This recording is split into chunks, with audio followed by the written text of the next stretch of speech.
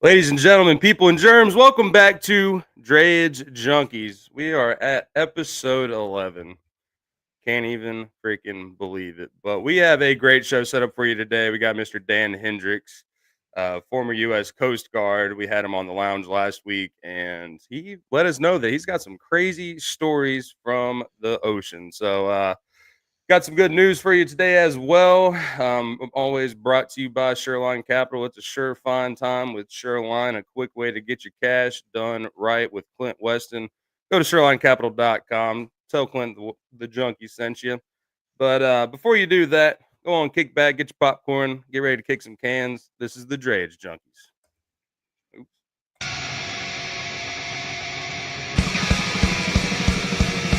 Drayage Junkies, Drayage Junkies.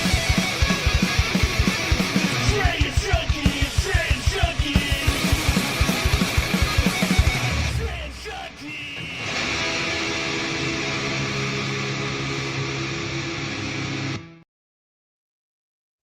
Mr. Dirty Dray, Mr. Steve Talamo, how you doing, brother? Doing fantastic, sir. Fantastic. I'll disclaimer: if all of a sudden I disappear, it's because I'm currently running under generator in the house. We had a little storm come through and it took out the power. So either I asked the wrong question to our guest that's about to come on and he made me disappear, or my power went out. One of the two. But I'm happy to be here. Did you put gas in the generator? How about you, sir? Yeah. She generator's full of gas, so that won't be the excuse if I disappear. There you go. Right on. How you But doing? Man? I'm doing great, man. It's a beautiful day here in Tennessee. Freight's flowing. Not a tariff in sight. I think that's fake news, personally. But and we're rocking and rolling over here, brother. It's good to be back. Good to be back. But yeah, I was worried when that power went out that I was gonna be. I know, dude. I was not MIA expecting that for this text. show. Yeah, I reached out to Pedro too, and he's like, "Man, I would, but I have a sales call right at 12." I was like, "All right, I guess we're going solo today." But I'm glad I had to a be here. neighbor. I had a neighbor that in a neighborhood right next to me. He came and picked up Asher, and he's like, "Hey, man, you need to run the podcast from my house. I still got power at my house, so come on over." So even my friends and my neighbors look out for me. There you go. Everybody knows what's going on here with the junkies. But one thing that I'm not sure if you've heard about, man. Another ship exploded. You seen this? You heard about this? I did, and Yeah. it's one of those things that you ask yourself: do these ships always explode? Do they always catch on fire? Do they always sink? Because you Yeah, never hear right. too much about it. And now all of a sudden, ever since kind of the tariff talks have been talking, now all of a sudden you start hearing all this crap. So maybe it's maybe the Chinese are, taking out their own ships. I don't know. But I don't know, man. We'll what's going see. on with this But one? well, this news is brought to you by Trucking News Hub, as always. TruckingNewsHub.com, that is. Trucking News made easy. Industry news at your fingertips. Shout out to Upwell, the first official big sponsor here for TruckingNewsHub.com. But let's see here. So yeah, in the news today, we have the Wanhai ship. Um, so the MW Wanhai 503, it is a Singapore flagged container ship. It suffered an underdeck explosion yesterday, June 9th, 2025, en route from Colombo to Mumbai. The triggered a fire off of Kerala, India. So on deck there were 22 crew members, 18 were evacuated, 6 were injured, and there are 4 remaining missing crew members. The response efforts, the Indian Navy and the Coast Guard deployed ships and aircraft. The fire is partially contained, and the vessel's still just floating. It is adrift, so it's listing about 10 to 15 degrees to port. So hopefully they get that stopped. I don't know how you necessarily stop something like that.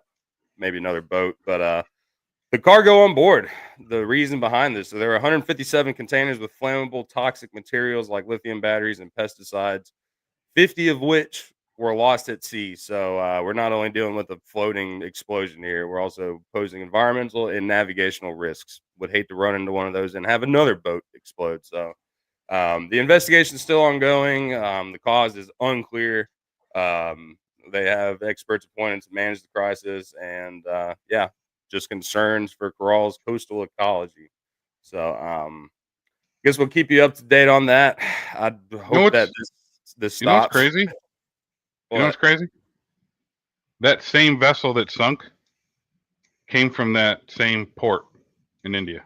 I'm not saying the India, I'm not being whatever you want to say, but We still got some issues in the Red Sea.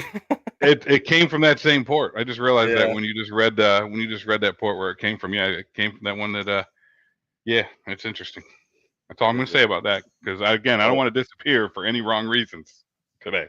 So Shout out to Mr. Charles Bundy. How's it going, brother? Great to have you here. Steve, you got any other things on this news before we get to our guest here? now you hit it good, man. And check out, when you go over there and check out truckingnewshub.com, don't forget to check out our new segment on there called Trucker Stories, brought to us by our very good friend Bobby McGee, and she talks about trucking stories from the ones we'll call left at home. So the wives and the kids that are left at home as the husbands take the road. Yes, yeah. Bobby writes some really great stories that are really interesting reads from the view and from the sight of the wife left at home while the husband goes out. So great new segment. Very, very excited to have her on board with this. So check her out. Mile Marker by Bobby McGee on truckingnewshub.com. Yes, sir. Oh, this is Lefty, man. This is my Uber driver from Orange Cars Guitars. What's up, brother? But That's your ever. dude, yeah, that one night, me and Pedro stayed in the bar car, man. Like, there's no Ubers in sight, and he was like, "Man, I don't drink, and I'm kind of on the way where y'all are going." So yeah, hopped in the truck, got home for free, man. But, That's awesome. Yeah, I met him the second day when we were there, and he came up. So thank you, man, for Charles for getting the boys home. Thankfully, I didn't have to stay, and I was tired, so I got to go. I was supposed to be their ride, so appreciate you bailing me out on that one, sir. Oh yeah. And y'all be sure to check out Left Lane with Lefty on Facebook and YouTube. He's got his own podcast going. Pretty cool. I watched a good bit of his show the other day. Just some good old truck drivers talking about truck driving stuff. So get on in there. But all right, we're running a little bit over. I told Dan we'd wait 6 minutes. We're at 7 minutes 36 seconds. So ladies and gentlemen, Mr. Dan Hendrix, U.S. Coast Guard. My lord, wetter than a ship called a Coast Guard. Splash out, my lord. Splash guy, my lord, wetter than a ship called a Coast Guard. I love that, Hunter. Good Yeah, afternoon, Dan. Good afternoon. How we doing, sir? I'm doing great. Thank you for having me on the show. Yeah, man. Definitely couldn't miss out on this opportunity. You know, last week we were touching on what you got going over there with Find a Fit, you know, and your consulting firm. Great show, but man, when you started touching on some Coast Guard stuff, man, and crazy stories, I just knew it was just one of those match made in heaven type deals. Yeah, I appreciate it. Yeah, brother. What's up, Mr. ET? But so man, I know last week, you know, on the lounge we got down to business, you know, learned about you, but today's your show, brother. So for those that didn't watch, go ahead and, you know, introduce yourself, tell us what you do, and you know, how you got to where you are today, and we'll kind of backtrack from there. Yeah, I truly appreciate you guys having me on the show. And you know, I started out in my childhood just playing sports and really just being an athlete throughout my childhood, and then really got fascinated with law enforcement and started looking for some things. Found out you had to be 21 to be an officer in California. So I started looking into some military options, looked at the Marine Corps. My grandfather kind of didn't like that. He was a trucker also, and dumper, drove a Mack truck for a long time, started out in logging.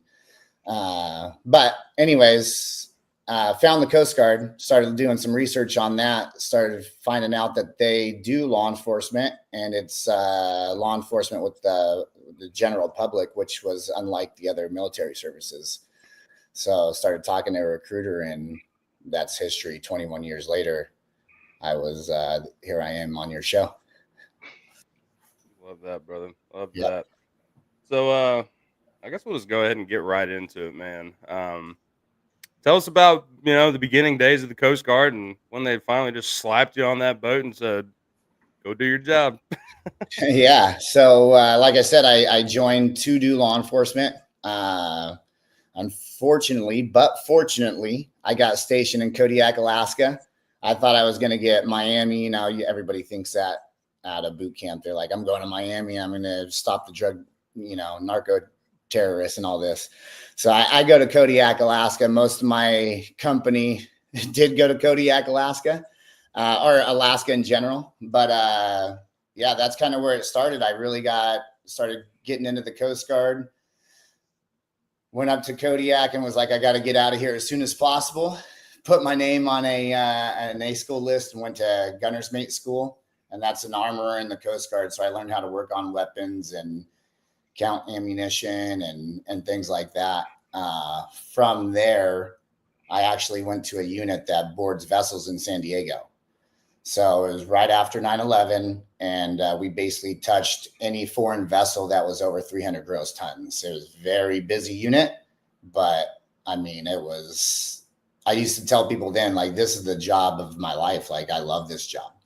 And I never wanted to leave the unit, but I did, and I went on to some other great units. But that's kind of where it started, and I have some great stories from there. And it actually ended on the back end of my career at another vessel boarding team here in LA. So it was great. So, yeah, any stories you guys want to hear, I can throw them out there, from yachts to foreign flag vessels to US vessels, anything you want to hear.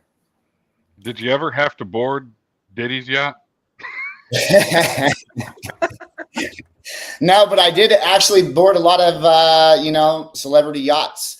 The thing is, they put them under some kind of business name, and they're incorporated, and they don't want a lot of people knowing who own those yachts. So it's you got to do some background digging to find out who actually owns the yacht.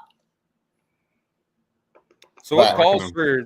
So what's the calling for you guys to go and search through a yacht? Like, is it just random? Like DOT? Just blue trucks today. We're tagging blue trucks, so we're gonna go and inspect those trucks. Or is it like, all right, we got to leave. There's probably a kilo underneath the deck. Go get them. So, this thing's got a funny smell coming out of it. Yeah, right. Like the old Cheech and Chong movies. It's just like smoke going down the road, and you're like, yeah, that one definitely has drugs on it. Yeah, go get that green boat. Yeah, unfortunately, it's not that easy. But you did bring up some good points there, Hunter. So when I first joined the Coast Guard, I was part of the Department of Transportation. And then I was a plank owner of the Department of Homeland Security in March of 2003, I believe. And yeah, so I'm a plank owner of the DHS. But prior to that, on that, the Coast Guard kind of is we pick the vessels randomly, and we also have a targeted matrix that we run vessels through. So you're right on both of those, that some of them are random and some of them are targeted. And some of the random ones are just as fun as some of the targeted ones. So I guess I can lead in with, my first boarding as a boarding officer in the Coast Guard. Yeah, man. Okay. So I went to the Federal Law Enforcement Academy in Charleston, South Carolina. I was one of the first classes in the Coast Guard to go through that. The Coast Guard bought my hometown. Yeah, really? Love it out there. That's where I'm at right now, yeah. Oh. Yeah, we've lived here for, 5 years now? 6 years now? Yeah. Oh, yeah. I mean, I love Charleston. It's, great city. So, the Coast Guard has our Federal Law Enforcement Academy there. And I went there in 2005. And when I came back, I was thrown into the mix. And, the Coast Guard has some protocols of before you lead a boarding or anything like that. And I completed all those, but I personally still didn't feel ready. I mean, I was 22, 23 years old, and I was going to lead a team of people that kind of outranked me. Definitely some people that outranked me. There's people on my team. I was in E4, and there was O2s, O3s on my team. So if anybody doesn't know, that's officers enlisted. So the difference between that is they typically have a college degree to be an officer, and enlisted typically don't. So yeah, I was leading a lot of people, and I remember the first time I came in, my lieutenant looked at me and goes, "Hey, we're going to need you to be the boarding officer on this boarding." And I just looked at him with like saucer eyes, like, no way. Like, I'm not doing that. And he's like, "Aren't you ready?" And I'm like, "Sir, I've done everything I have to do to be a boarding officer, but I just don't know if I have it yet." And he's like, "Well, now it's time to figure it out." So yeah, he put me in charge of it. So there's a lot of things that go in the background behind it. You gotta kind of look at the vessel, get the vessel's background. There's an advance notice of arrival you have to look at. You have to put together your team. You have to brief the command. You have to do a lot of things prior to the boarding. So I'm like, in my head, I'm like, okay, I have to do all these things, and I just got organized. I think I did that pretty well. However, when I got out to the boat or to the ship, things got a little more interesting because my communication at that time, I didn't know everything, right? I mean, that was my first boarding. So I jump on this boat, and we're inspecting it for security violations or people or narcotics or whatever, we're trying to stop. So I get on board, and right away I notice some security violations, and I'm like, okay. So I call my lieutenant, and he's just like, "Okay, where are you at?" And I'm like, "I just started the boarding. This is the violation." He's like, "Okay, you get up to the bridge and let me know what's going on." And I'm like, "Okay." So I get up there and I find another violation. I call him and I'm like, "All right, here it is." And he's like, "Are you done with everything?" I'm like, "No." And he's like, "Okay." I barely started. Yeah. He's like, "All right, let's go back to the boarding and let's get it done and then figure it out." So I'm like, "Okay." So I get back, to the team, and I'm going through everything, and sure enough, just violation after violation. And I'm just like, why does this have to happen on my first boarding? Like, my first boarding ever? Like, what's going on? And this isn't like typical. You don't keep a lot of ships out, because when you keep a ship out of port, that's a lot of money. So this doesn't typically happen. So I'm like, why on my first boarding is this happening right now? But I got everything together. I got all the notes taken down. I took my time. I busted out my little green notebook, and I put all the violations, called the captain of the port and my lieutenant, and gave him the rundown. We kept the ship out of port, and that was kind of my first boarding. So, I mean, that's a huge deal and a decision made in San Diego at the time. I think, like I said, I was 23 years old. That's a multi-million-dollar decision. And it was left on me. So the captain of the port literally is on the phone with me, and he's like, "Are you sure about this?" And I'm like, "Absolutely sure, sir." And he's like, "Okay, tell him to stay out." And yeah, so telling a captain of a vessel that they can't come into a port after they have everything set up is challenging in itself. So like, You didn't make friends that day, did you? No. It's kind of like, when you get a ticket, it's like, when you get a ticket, you're like, "Thank you, sir." And you roll up your window and you're like, Shit. So you go through, you do that. You got to tell them, "Hey, you can't come into this port." What are the steps for them after that? Like, do they have, like, where do they go? What happens? Yeah. So there's typically a anchoring spot outside of the port, and they anchor out there, and we kind of run through the deficiencies from there. So if we have to have another inspection team come out, we've had that happen. There's multiple different reasons. I've held out multiple different ships for a lot of different reasons. International Ship Security, ISPS. Can't remember the whole entire acronym right now, but a lot of that is what we were enforcing in 2003 to 2007-ish is really like what we were looking for in those boardings. So like, making sure like restricted spaces were secure and things like that. Yeah. So like in that, like, so for that specific vessel, like, how long did that vessel have to sit out anchored before it could get to port? So they typically, I would say maybe a couple hours to figure it out. Depends on if our team can come out, inspect them, kind of give them the go ahead, or myself, if the captain of the port says, hey, if you can fix these deficiencies on your own, we can let it in. So you can do that, but there's other deficiencies like license things that if they pop up, you really have to get deep into like the class society and things like that to figure out if everybody has the proper licenses and things like that to get in. So very interesting. And like a lot of the crew members that are on any kind of vessel like that, they're not allowed to get off the ship when they get into the States, right? Like I remember everything that went on with the vessel that hit the bridge there in Baltimore, right?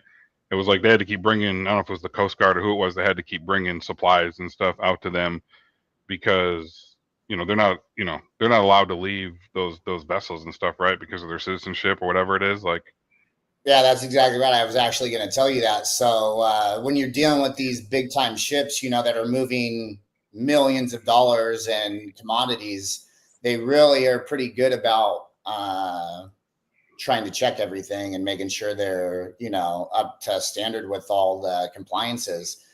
And so we didn't find a lot of things on the random boats. However, what we did, I guess one of the things that we did kind of encounter a lot were absconders or things like that. So exactly what you said, we'd get to the pier, the crew members would be restricted to the boat, or everybody would be restricted to the boat, and then somebody would sneak off. And so, different vessels would have different levels of security. So, maybe a outside security agency was hired on to sit out the edge of their brow to make sure that nobody gets off. So if we thought there was going to be an absconder or anything like that, we would make sure that we had extra security protocols in place. But absconders were definitely one of the biggest things that we kind of dealt with at the time. So how many people are like on your team, like that you pull up and do the inspections with? Is it like 6 people, 10 people, 100? So I guess we can kind of get into that a little bit. So it's actually pretty cool. It depends on the makeup of the vessel, the size of the vessel itself, their crew makeup, but typically 4 to 6. We did a lot of training back in the days with the Coast Guard's specialized units like the tactical law enforcement detachments and things like that. So the boarding teams did some training with them. We did some training with Navy SEALs, and they'd be like, you guys are going onto a vessel with 4 people and trying to, secure it. That's crazy. But typically that was our boarding size. That's an actual boarding that I went on in LA right before I retired. That was my team, or the team that adopted me. So if you were lucky enough to have an 8-man team, that was great because you can, send some people all over the boat, specifically to the bridge, to the engine room, and then doing some sweeps around the decks themselves. Yeah, I couldn't imagine being 22 and just staring at that beast right there. Like, oh, man, it was the Jacob's ladders get a little hairy sometimes in the middle of the night when there's fog and they're wet and they're, I've slipped a couple times on those. Wouldn't ever say that because my mom would be like, "Was the Coast Guard safe?" And I was like, "Oh, it was completely safe, no problem." Yeah. they put me in this cute little basket with towels all around me and land me safely on the vessel. Yeah. What was one of the craziest things you ever found on a vessel during one of your inspections? We obviously found a lot of narcotics, and I think one of my friends yesterday commented on one of my LinkedIn posts, and he made a comment about it. And I was stationed with the guy. He said, "What was the craziest thing you ever found?" And every single vessel that came into San Diego or anything like that, we were touching. So yachts, like I said, roll on, roll offs. Those are what bring in the cars into the ports. And tankers, break bulks, you name it, we were on it. And but I think the most interesting was the cruise ships, because we weren't dealing with cargo, we were dealing with people. So you know, when we're vetting people, everybody gets run through a system when they're on a cruise ship. So you know, your name will pop up if you have a federal warrant. And when I was in San Diego, I helped set up some partnerships with, you know, Customs and Border Patrol, where we would go on board and find people of interest that had federal warrants on cruise ships. So that was very interesting sometimes, knocking on somebody's door at 3 a.m. and on a cruise ship and saying, hey, U.S. Coast Guard, you got a warrant for your arrest. Could imagine getting some greasy A little different situations. knock on the yeah. Yeah. Say a little different knock on the door than housekeeping. Yeah. Oh yeah. It wasn't housekeeping. It was like, huh? U.S. Coast Guard. And we'd come out and they'd be like, wait, what? So that was Stories interesting. all the Like time. I said, Oh, go ahead, Dan. Sorry. oh, like I said, we'd find narcotics on board, or, you know, I told a story the other day was we were on a cruise ship and we get on board and we had some intel about a passenger smuggled some marijuana on board. And so we went to the stateroom and asked them about it. And they're like, yeah, the security took it, you know, and whatever. And we're like, okay. So we went to the security room, talked to the head of security, and we're like, hey, where's the narcotics you seized? And it was like, huh? And then all of a sudden we were like, hey, do you have the logs for your seizures for your narcotics? And they're like, what do you mean? And then like, we just destroyed it. And you're like, that doesn't fit the protocol. Like what's going on here? You know? So next thing you know, we find there's a little bit of shadiness going on in the security, security itself of the ship. So the captain of the ship was besides himself and fired him right there on the spot, the head of security. And it was pretty incredible to witness that. And, you know, pretty crazy to see those things happen right there, real time. I'm a young guy right out, you know, doing pretty cool things. Making all the friends. Yeah. Have you ever had to board a boat, mainly I say a container ship or any kind of cargo vessel, where, you know, there were human trafficking in a container? I hear that from time to time, where they stuff people with food and all kinds of stuff in containers. And I'm not sure if you've ever experienced one of those. Yeah. Typically they have counter intel out of there. So we'll pop a container and it'll be empty, but we'll know that somebody was in there because there's feces in there or food or things like that. But I guess a pretty cool story is this was when I left the boarding team and I went to the Maritime Safety and Security team in San Diego, and we got to do some pretty cool things there. Like I said, we were a law enforcement detachment. We kind of traveled everywhere, and we could pretty much do any law enforcement task that the Commandant of the Coast Guard tasked us with. And so did a lot of things in San Diego, and I knew a lot of things in San Diego because I had been stationed there already for 4 years. So I went from San Diego to San Diego, and some of the patrols were in San Diego in our backyard. So there was a guy that I kind of knew. He's a transient, lived on his boat, and he was, you know, not the most upstanding citizen. He would have drugs on him at times and whatever. And one day we got out early in the morning and or late at night, whatever you want to say, and we see a sailing vessel coming into the port. It's right by the aircraft carriers, and I'm watching it. No lights on board, and I'm like, hey, let's go ask this guy why he doesn't have any nav lights. We pull up on him, hit the siren. He kind of, you know, gives way, and then I notice it's him. I'm like, oh. And every other time he's very just like confrontational. He's not a nice guy and, you know, doesn't like us. So I'm like, we pull up on him and I'm like, oh, hey, where's your nav lights? And he's like, oh, I could have swore I had them on. I'm like, you didn't. I'm like, I'm going to jump on board and just talk with you real quick. And so me and my team member jump on board, just me and him. And this time he has his hatch covered over his sailboat, and he never does. So right away, I'm like, why does he have that hat? Why does he have the wooden piece over his hatch? So I'm a little on guard, and I'm kind of telling my team member at the time, which was a JO, and he was pretty new to it, pretty new to law enforcement at the time. And so he's kind of, ready to go. And I had given him a background before he jumped on. And sure enough, I'm like, hey, can I just take a peek at your registration real quick? And he's like, oh, it's down below. I'm like, I just need to take a quick look at it. And sure enough, he pulled up the hatch, and there's a bunch of people on board, and he said he was the only one there.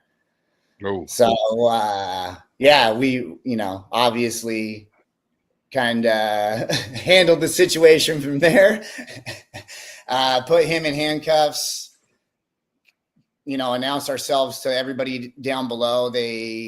None of them spoke English. There was a bunch of food down below.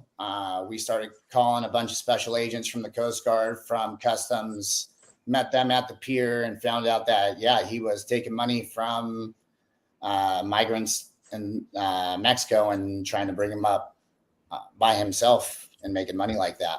And we seized his vessel, and I'm not sure how much time he got. But yeah, that was a fun boarding. That was I had multiple interactions with that gentleman and his wife, though.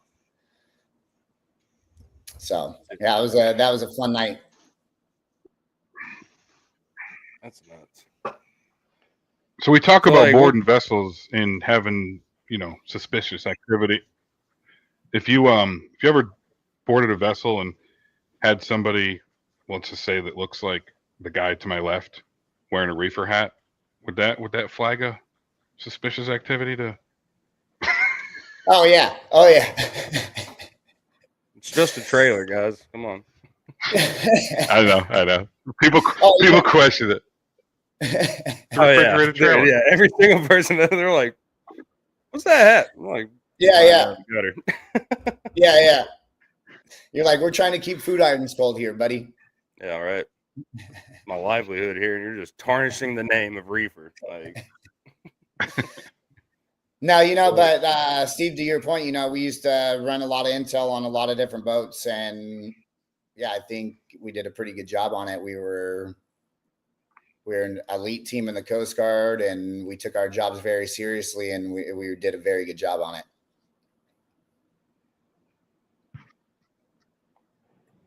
as you should. So what's the biggest vessel you've ever had to search or seize, or I don't know, biggest? Oh boat? yeah. So I think the tankers. So vessels that are hauling fuel or oil or anything like that. Those were the biggest vessels and kind of the scariest, because they have a lot of things that can go boom on board. So, we have a lot of equipment on us that we're boarding the vessel with. So things that are like our flashlights, we want to make sure that are intrinsically safe, which means that, if we pop on a flashlight, it's not going to cause a little spark in an engine room that can kind of blow us all up. So we wouldn't want that to happen, and that would be horrible for everybody. So we got to make sure that we're following all the rules and protocols, and things like that were scary. But the tankers were fun. But I think what was ultimately fun were the yachts. The yachts were very, very interesting. You don't know whose yacht you were getting on, and it was just very cool for, I guess, our team to see, because you don't see things like that every day. So you jump on, the UFC's yacht, and you're like, whose yacht is this? And they just have pictures of like Chuck Liddell and Dan Henderson everywhere, and you're like, oh, I think I know whose yacht this is. So you met Dana White? Did you bust him? Yeah, no, I wish. No, we were just did a boarding on their yacht. Their yacht came through San Diego, and had the opportunity to do a boarding on their yacht, which the crew was very cool. And yeah, we just had a good time there. But we did some very interesting things. Paul Allen's yacht. I mean, you name it, we probably touched it, because it's coming from Mexico to San Diego or Mexico to Seattle, wherever. And we're going to be jumping on board. Sometimes for fun. Yeah. Biggest I saw vessel. on your. Oh, go on. No, go ahead. You saw what? So you did like port inspections as well, correct? Yep. So what was the protocol for that? Was that just a standardized, like every couple of weeks we're just going to come through, sweep, make sure everything's good to go, or is it like same as the vessels, like sometimes random, sometimes hey, we got a hot lead, like I'll never forget when I first started in freight and getting into the drayage, like when they had that huge bust in Philadelphia. I forget how many containers they had full of like heroin and coke and all kinds of crazy shit. I hope we don't get banned for me saying that, but it's storytelling time. But so what went down at the ports? What are you guys looking for there? And what was the MO?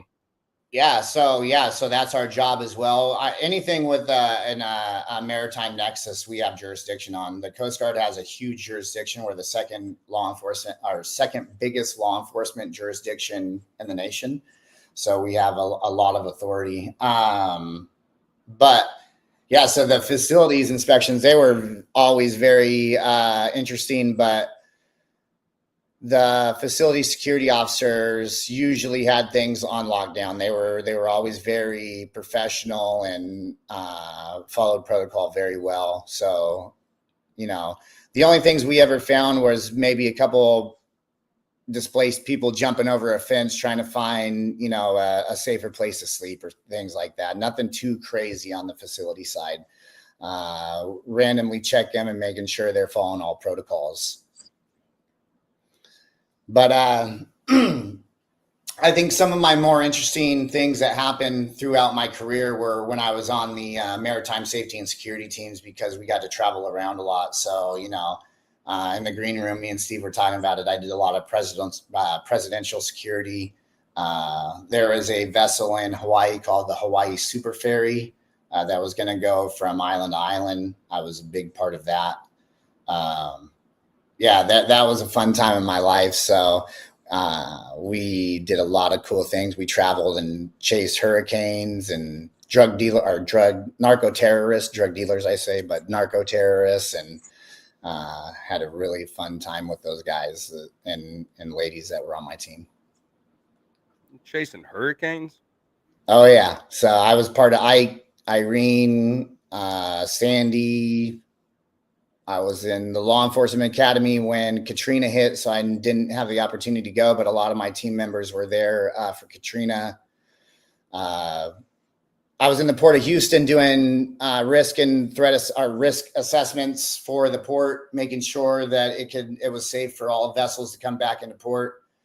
So you basically just going around making sure there's nothing in the water, making sure that the facilities are following all their protocols. I'll post a couple pictures of a hurricane that we went to in Houston. I can't remember if it's Ike or Irene, but I mean, there was 60-foot sailing vessels hundreds of yards from the water. And I was just remember looking at my buddies and being like, how did these boats get over here? And they're just like, the wind picked them up and took them there. And I'm like, wow. Because, I came from California, so I never have seen anything like that. Wow. That's nuts. But I guess some of the cool, a good story is we deployed to Bellingham, Washington. We had some intel up there, some intel that we were going to go look for some boats up there, and chasing bad guys through those San Juan Islands was pretty fun. And I had a pretty big, significant narcotics bust up there of 200 pounds of cocaine.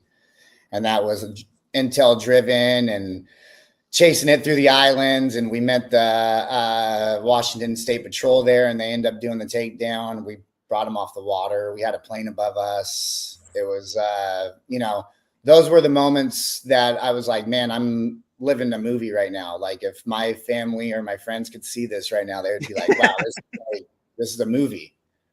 Yeah. You have night vision on watching a boat pull in, and next thing you know, a bunch of patrol cars come up on it and take it down, and you're like, whoa, we just did that.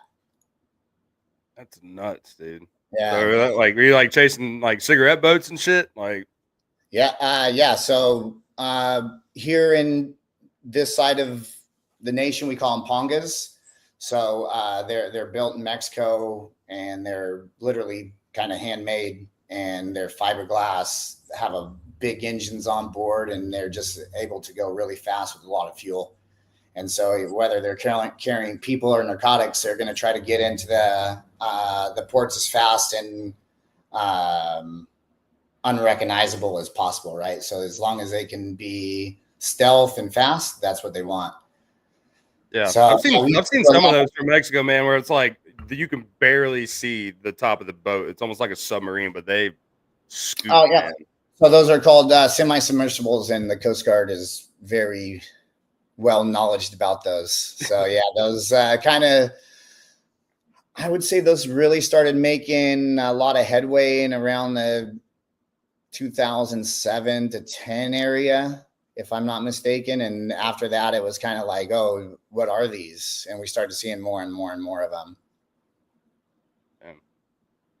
So what kind of boats were y'all whipping out there? I mean, you had to have some horsepower or whatever you call it. I don't know. Oh yeah. Extra knots. Yeah. So I posted one of the vessels on our LinkedIn. So they were 25-foot inflatable vessels, or, you know, that we had a sponson. It was a kind of styrofoam little orange. We call them sponsons. It looks like an inner tube, and it's made out of condensed styrofoam, really.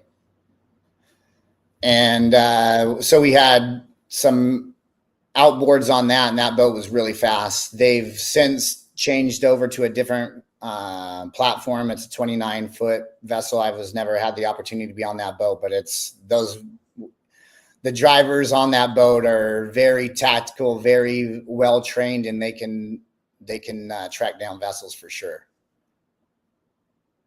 So yeah, when we were in Bellingham, we were on an open hull vessel, and we were just going from island to island. And I remember one night we had some intel that there was some counterintelligence out of there. And so we're like, okay, you know where it's at. And they pointed us to a certain island that was there. So we went out there, lights out, darkened ship. And all of a sudden we see a flare pop off the island.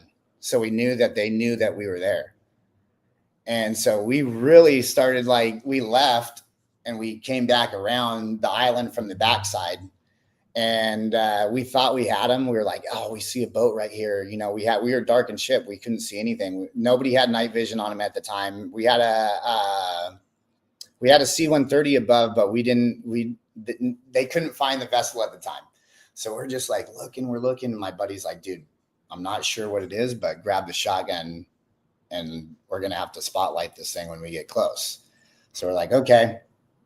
So I grab the shotgun and I'm laying on the sponson with the shotgun, and I can see this thing. And I'm just like, I can't tell what it is. And okay, we all also have like face mics where you can hear in our ear and we can talk, but nobody else can hear us.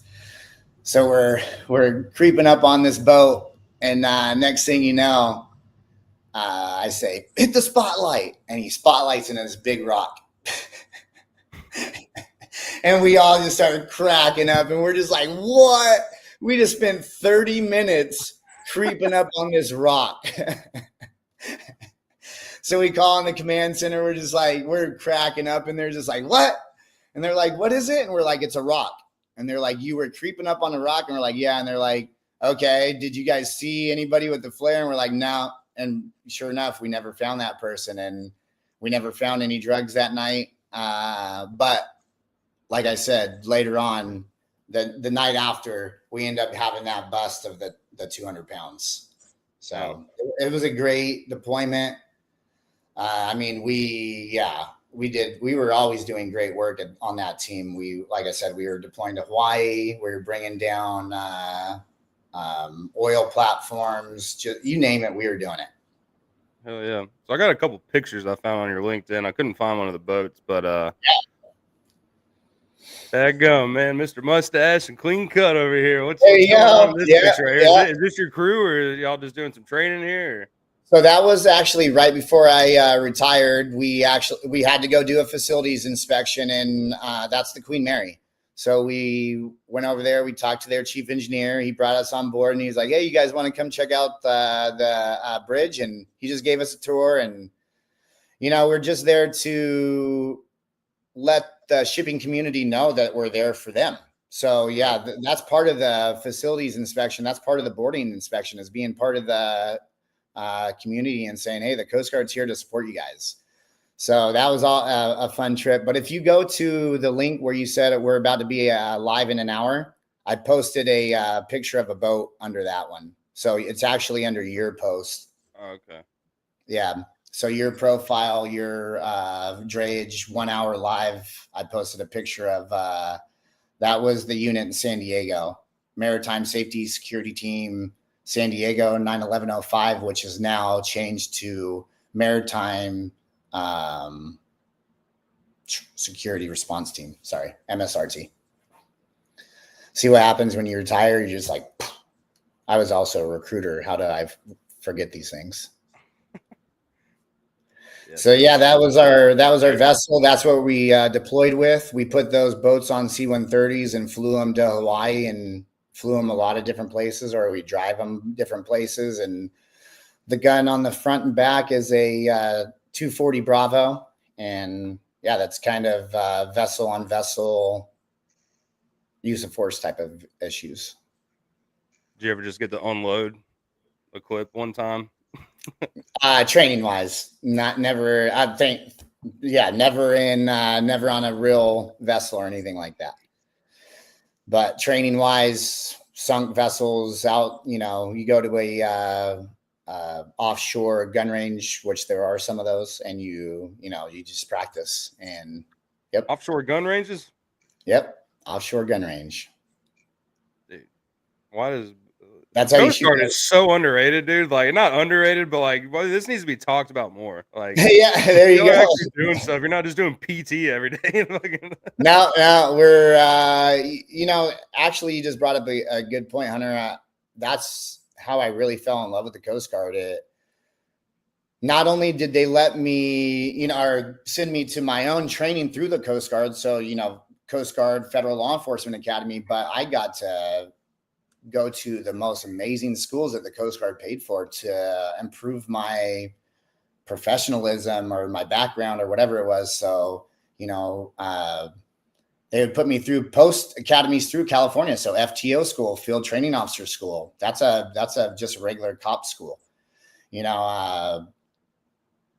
interrogation school, detecting danger, law enforcement officers killed in action. So anything like that could help me out in my job, the Coast Guard was always like just so willing to let me go and pay for. And I was always so grateful for that. And correct me if I'm wrong here. I guess I could go to your profile for it, but you did get a degree. You were like one of the first, if not the first, Coast Guard guy in the Coast Guard to like get a certain degree. I'm just spitballing. Two things. I have a bachelor's degree in criminal justice. I got that on tuition assistance in the Coast Guard. So if you're a military member, that's my biggest advice to you, is to utilize those benefits and knock out that undergrad.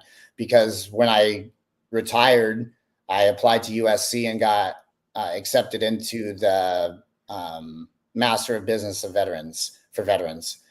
And it's just an accelerated MBA strictly for veterans. And it was the best program I've ever been a part of in my life. And the community there is unexplainable. And I mean, the network's real. I mean, obviously, if anybody sees me, I'm always wearing something USC. But you were talking about the Honor Foundation. So it's a transition program that helps special operators typically get out of the military and find meaningful careers. During my time in the Coast Guard, I got to, do a lot of cool things, and I got to be around a lot of cool people. So I applied for the program. My package went in front of the Honor Foundation board, which is a lot of Navy SEALs, and they accepted it. And I went into the program, a first and only Coast Guard guy, and hopefully kind of break that mold and get another Coastie in there, because there's Coast Guard guys doing amazing things out there that I never had the opportunity to do. They are doing some things. So, And yeah, so that program is just so awesome, ran by the Navy SEALs. so old Steve's son here, Ethan, he's asking, do you need to go to college to do, I guess, any branch of the Coast Guard? I guess he's talking about like any division of the Coast Guard. What's your thoughts on this? Yeah, so no college needed, and kind of that was I was a recruiter in LA, and that was kind of my tactic when I got there, because I was new, as a learning curve. I had been doing law enforcement my whole entire adulthood. So now I'm like, oh, I got to do some recruiting, big learning curve, but I love the Coast Guard. Let me see what I can do. So when I got there, I was like, oh, I'm going to go attack the Explorer programs and law enforcement and kids that want to do law enforcement or firefighting. And that's how I became the Western Region Rookie Recruiter of the Year. So I just, my first year, I just really just went out there and looked for law enforcement kids that wanted to do law enforcement like myself when I, joined the Coast Guard. And I was like, hey, the Coast Guard does this and you can do it right now. And yeah, that's how I kind of dominated my first year in recruiting. But no, so the straight answer is no, you don't have to. And if you want to join the Coast Guard, you can DM me. I still have major connections in the recruiting world, and I can recruit you from anywhere. It doesn't matter. So if you're in New Jersey, give me a DM. I'll get you in the Coast Guard. Steve's loving that. Right. So I always wondered too the type of boat, right? And I know you were talking about it a little while ago, and Hunter, if you can pull that picture back up. Why does the Coast Guard use this style of a boat versus a traditional, fiberglass or whatever type vessel? To me, when I look at it, it's like, man, isn't that like easily, can it be punctured? Whatever, right? I mean, what's the decision or what's the reason behind that type of boat versus a traditional vessel? I can't tell you 100%, but what I can tell you is from experience of what I have seen or dealt with. Other agencies use fiberglass boats. We used to have fiberglass boats, but this boat specifically, the tactics that we did with this vessel, we did some herding or shouldering. And so that sponson allows that kind of giveaway. So when we go vessel to vessel and make contact with the boat, it's not going to crack the fiberglass or we're just not going to have this major collision. There's some give on that. So when we touch the vessel, and we can start pushing that vessel away or doing what things that we want to do with the vessel. Okay. Yeah, so I guess that would be the short answer. So what's next for you? What's on your bucket list of stuff you want to do next? When I first retired, I was very lost, I guess you'd say, because I didn't know what I didn't know. I did the Coast Guard for 21 years. I was a kid when I got in, and next thing you know, I'm getting ready to transition. So I was lucky enough to be introduced to this side of the shipping world, truckers, which, I grew up with truckers, but I just didn't know that as an adult. So now that I'm back on this side, I find it very interesting. There's just so many different careers. So if you're exiting the military or of any branch, you should look into this industry, shipping, supply, logistics. There's so many careers, and I feel like it's up and coming as well. I feel like the trucking's getting so much better now because of technology. I feel like shipping's getting better because of technology. There's a lot more communication in the ecosystem, because before it was like truckers talk to truckers, shippers talk to shippers. And now I think you're getting a little bit more communication. So I guess what's next for me is I have my consulting business, D Hendrix Consulting. I really want to get into government contracting. That's ultimately what I want to do, which I am on the brink of that with Ponto Defense. So it's a boot company that's strictly U.S. manufactured, and we want to give back or sell back to first responders, military, or anybody else that needs a working boot. And then also I have Find a Fit, which is, close to my heart because I love to help veterans. I mean, that's the reason I became a recruiter. I wanted to change people's lives like the Coast Guard changed my life. And so now that I've found my way through transition, I want to help, or I'm finding my way through transition. I want to help my, fellow veterans find a career that's meaningful to them. Hold on, I just found this. This is insane. Dude, you're a founding member of the Homeland Security? Yeah, that's what I was, how I opened. So when I first joined, I was in Kodiak, and it was the Department of Transportation. And, it just, next thing you know, everything started happening. I got that in the mail when I was, I think I was 20 years old. And at the time, I didn't think anything of it. I was just like, I had filed it away. And then, later on in my career, just started meaning more and more and more to me. So just very lucky and blessed to be part of the Coast Guard and Department of Homeland Security. And yeah, absolutely, man. Yeah, my bad for missing that earlier. This is. I have so many. I feel like I've kind of just went on a kind of tangent and gave you guys some backgrounds, but I do, I've jumped on vessels before and somebody grabbed my, not even on purpose, just grabbed my gun because they thought like, hey, you're jumping on my boat with a gun. I don't speak English. What is this? And it's like, whoa, and it caused some craziness. But when you go up that Jacob's ladder and you're the first one over in the middle of the night, 3 a.m, yeah, that's a pretty interesting moment. I'll tell you that. So you never know what you're going to get into when you're jumping over the, Jacob's ladder and you get up on the boat and there's 4 people up there and you only expected 1. Yeah. Go on, Steve. No, I was going to say your bio, man, just from everything that, just what I read about you, things that you've shared. From doing stuff with presidential security to even, the K9 explosive division that you ran too, right? Was that on boats? Was that on land? What was that? What was the K9?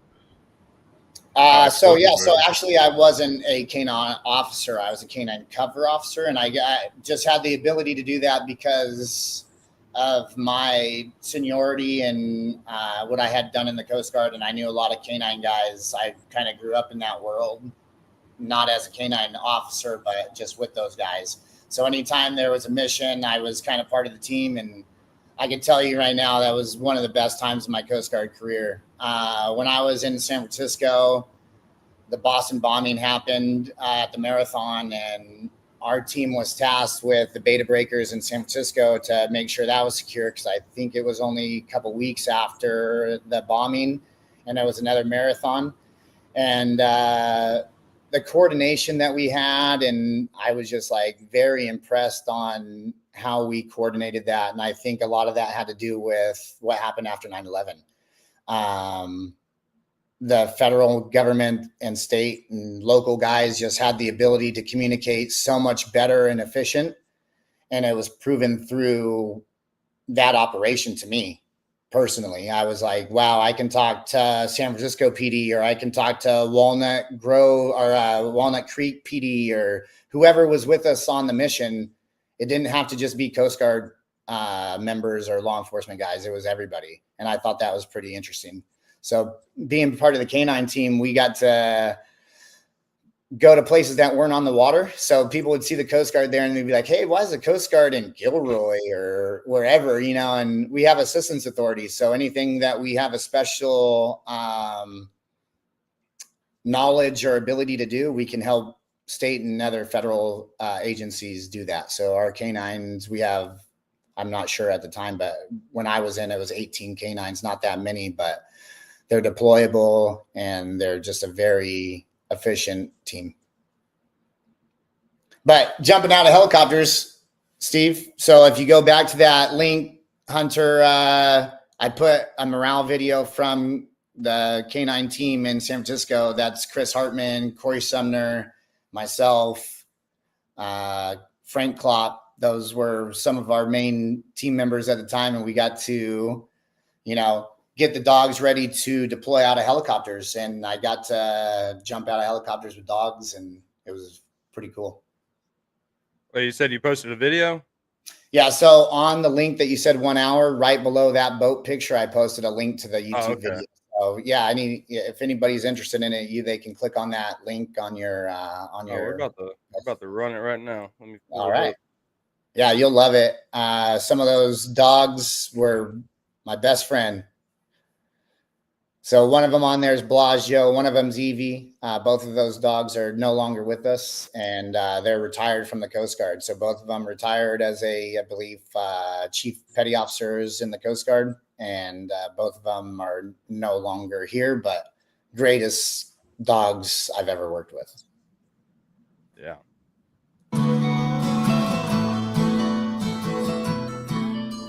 So that's from my GoPro.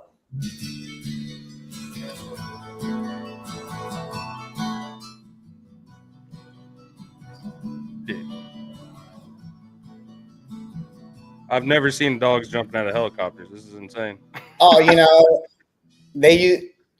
Evie actually was very good at it. She was so good, but Blasio was a little different. Yeah, this was a fun day. We did a lot of things with DEA. That's and FBI, K9. We just that's who we usually rolled with, was DEA and FBI. So yeah, just go ahead and give us some commentary on this, because you best believe I'm watching this whole thing. This is cool. Yeah. So that training facility is at the unit there. Yeah, it was really cool. Yep, and so yeah, we used to get them ready to. That's me pulling. It looks like Blasio up. Yep, that's Blasio. And so yeah, we just do deploy off to San Francisco boat there, and we'll pull it up alongside, and we can run any kind of mission that the port needs us to do. So we're looking for mainly explosives, and we can either deploy from boats or helicopters, and that's what we were doing. So the more training you do, obviously, the more efficient the dogs are, the more comfortable the dogs are, the more comfortable you are jumping out of a helicopter with a dog on your lap. So I guess they're testing out some narcotic sniffing here. Yep. And, Evie sat right there. That means that she identified something in that package. And, so the bomb dogs are trained to sit. They do not scratch. Narcotics dogs scratch. And you don't want a bomb dog to scratch, right? You don't want a bomb dog to touch the package. Oh, yeah, true. So sit. We'll block off the area, caution the area, get an EOD team out there, and then go from there. And that's happened before, where we didn't know what a package was in Oakland, California, or wherever we were. Dogs sat on it, get an EOD team out. Is this this plane right here? Is this that one that you were talking about? The one that was flying over y'all? Yeah, so that's a C-130 in the back, and we would have those above us, either Customs or Coast Guard, and it would kind of run surveillance for us. It's a little harder with the fixed wing because they have to, make so many passes or whatnot. It's better with a helo for us, just because it's just more. See that I got to do the Oakland thing there. I was about to say, yeah. I was telling. So I grew up as an Oakland A's fan, so that was a very special moment for me. I'm from that area in Northern California, and so to be stationed here and go back to Oakland and actually do work there was just, a dream come true to me. I had season tickets that year, so I'm literally at the stadium right before I have a season ticket to go there for the game later that night. Wow. Did you let's say, I guess you got to go and tour all the facilities and everything, get down in the clubhouse? Yeah. So I've just very special moment for me. And then actually recently I had another special moment there because we talked about this, I think, a little bit on the other show is I coached high school baseball. And during my time there, I had 2 players make it to the MLB. One was the #1 draft pick in 2020, Spencer Torkelson. And I didn't get to personally coach him because he was on varsity right off the bat. So I was a freshman coach and I was with another guy. But, anytime that I got to be around or see Spencer, I did, because I knew how special it was. I would go to the varsity practice and this kid would just be ripping home runs or diving for a play or just shoot a gun from third base to first base. And you'd be like, wow. And so the last game in Oakland, I went there against Detroit and I got to see Spencer play and talk to him a little bit. So that was pretty cool for me. And then my other players in Cleveland, he plays for their AAA team, the Rubber Ducks, I think. Yeah. So I'm hoping to go see him. He just sent me a schedule not too long, or a couple days ago. So I'm going to go fly out and see him soon. And before it's too late, because that's very special for me. That is crazy. Like, you have lived a full life, my friend. Like, oh, thank you. Yeah. Just getting started too. Yeah. Yeah. Thank you. I appreciate that. Yeah. Wow. I wanted to highlight this comment right here. And Dan has actually got a bunch of friends that he worked with in the Coast Guard that he's going to introduce us to and bring us on the show as well. So you're right. I don't know who the LinkedIn user is. I don't know who you actually are, but appreciate you. It's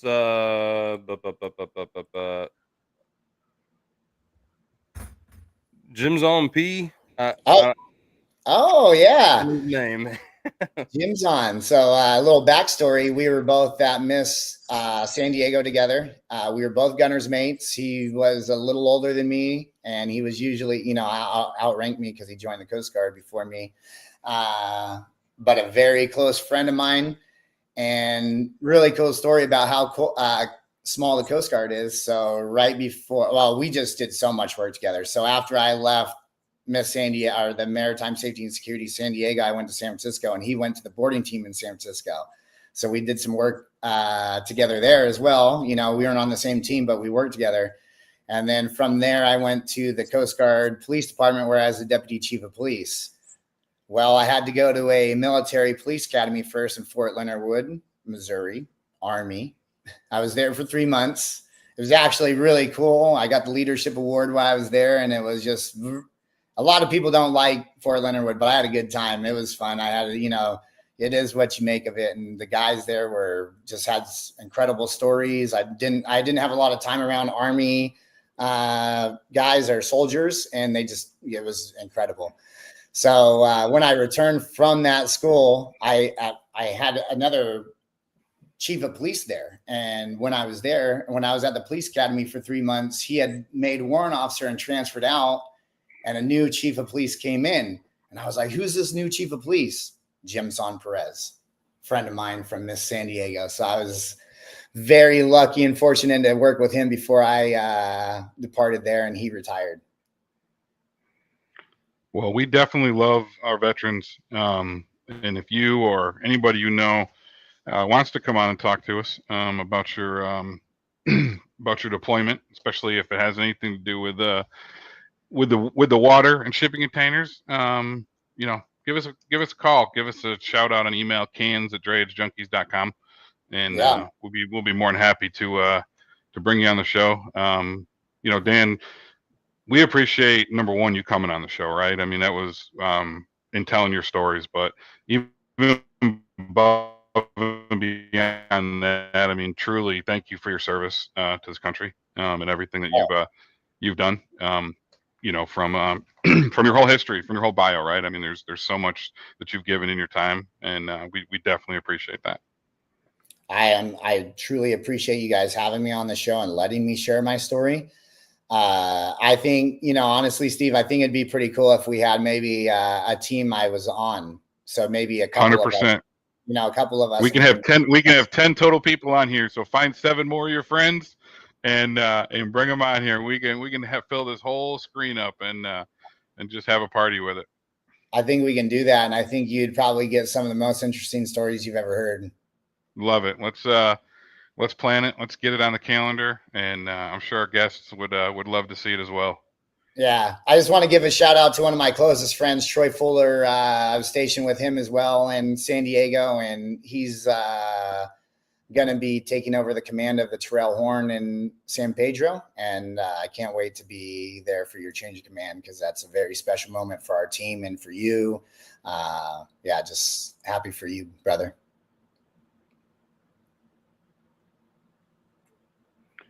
So as we, I know Hunter's on the phone over there, probably dealing with a customer, but as we kind of close it down, right, we're about an hour and 10 minutes in. You know what? You know, you talked about what's next for Dan. We appreciate that, but what kind of, you know, closing comments do you have? You know, plugs, whatever, right? Go ahead. It's your kind of time. Yeah, again, I appreciate you and Hunter having me on the show.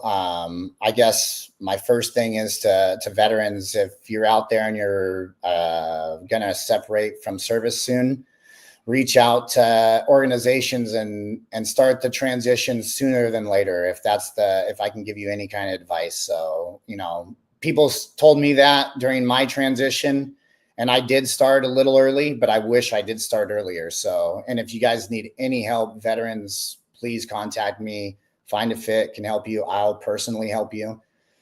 And then for anybody that wants to join the Coast Guard, like I said, reach out. I still have major connections in the recruiting command.